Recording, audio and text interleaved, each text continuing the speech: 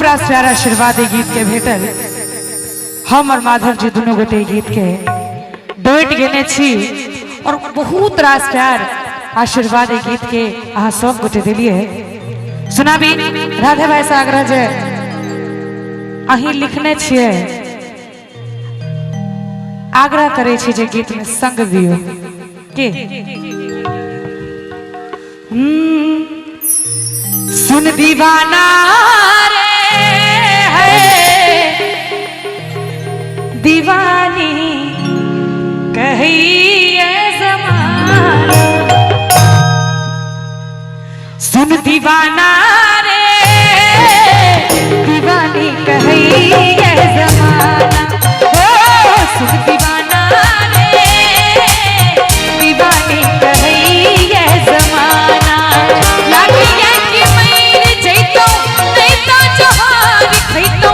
लागिया कि मर जइतो नहीं तो जोहार खइतो। लोग के सुनी सुनी ताना है। सुन पगली गे पागल कहैया जमाना।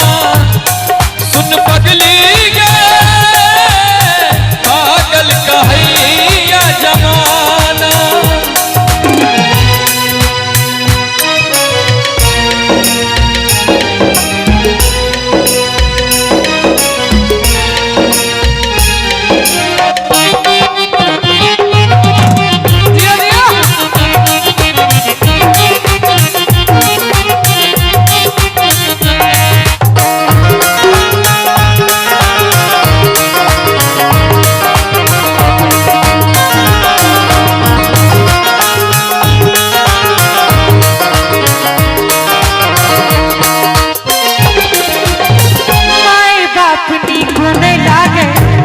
सब आने रे तोरे दिल में बसई दीवानी के जान रे।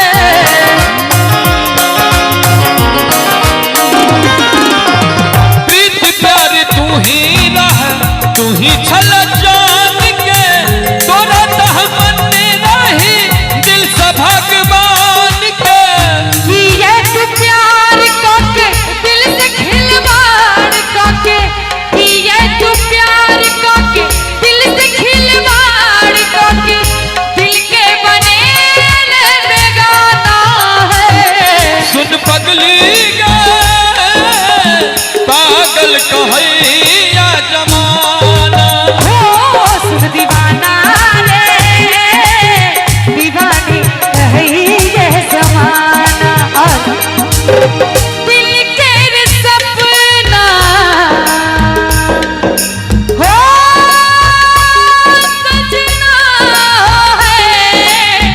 दिल के सपना दिल के सपना हजार किया होई छे प्यार अपराध छै त प्यार किया होई छे। प्यार अपराध छै त प्यार किया होई छे।